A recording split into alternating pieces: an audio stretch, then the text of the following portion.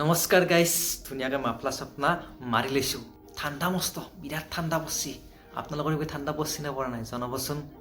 আৰু 2025 মানে অভিশপ্ত 2025ৰ কাৰণে মাত্ৰ আৰু কেইটামান ঘণ্টা বাকী আছে। দিনটো নাইয়ে, ঘণ্টা বাকী আছে। মই ৰাতি কৰিছোঁ ভিডিঅ'টো।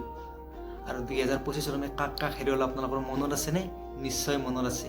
মই বাৰু কৈ দিছোঁ, পোনপ্ৰথমে হেৰুৱালোঁ আমি কাক? ৰাজীৱ শদিয়া ককাইদেউক হেৰুৱালোঁ।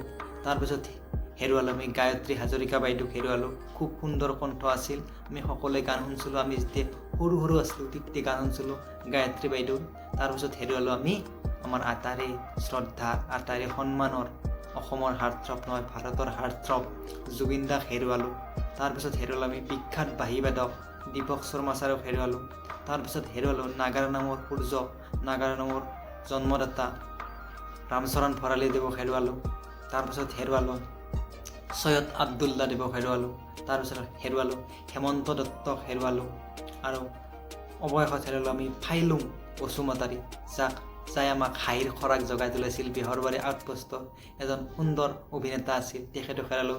এনেকৈ বহুকেইজন অভিনেতাক, সুন্দৰ কণ্ঠশিল্পীক হেৰুৱালোঁ। এনেকুৱা 2025 অভিশপ্ত 2025 যাতে কোনোদিনে নাহে তাৰ কাৰণে আমি ভগৱানৰ ওচৰত প্ৰাৰ্থনা কৰিলোঁ।